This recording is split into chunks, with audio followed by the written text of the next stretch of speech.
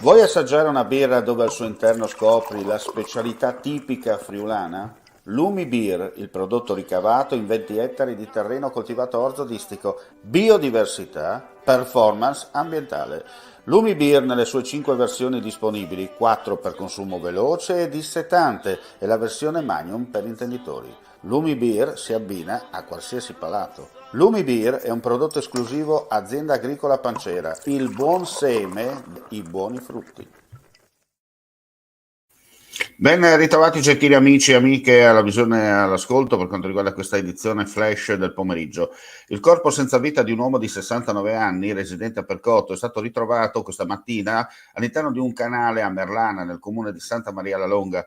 Secondo una prima ipotesi, per causa ancora da accertare, sarebbe caduto in sella alla sua bicicletta all'interno del canale, morendo praticamente all'istante.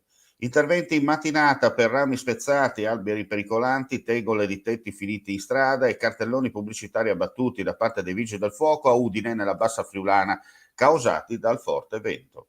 Confermati per un mese, dal 1 al 30 giugno prossimi, gli incentivi regionali per l'acquisto dei carburanti per autotrazione. Gli importi stabiliti rispettivamente per la zona 1, contributo maggiorato, e zona 2, contributo base, sono di 29 centesimi al litro per la benzina e 20 centesimi per il gasolio, nonché 22 centesimi al litro per la benzina in fascia 2 e 16 per il gasolio sempre in fascia 2.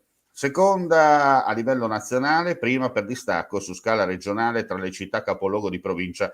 Udine per il 7° anno consecutivo centra il podio nazionale in ordine ai costi della tassa dei rifiuti, salendo al secondo posto e contenendo a più 0,7 l'aumento della Tari 2021 rispetto alla 2020.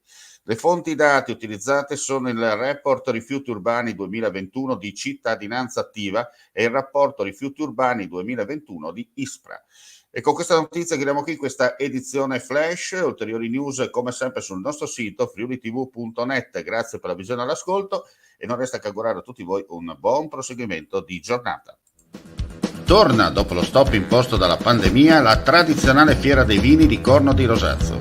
5 giorni tutti da vivere tra degustazioni, enoturismo, la mitica e unica grigliata come una volta e tanto divertimento.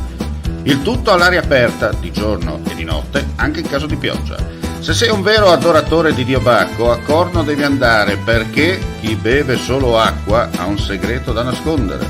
Fiera dei vini a Corno di Rosazzo, ingresso libero.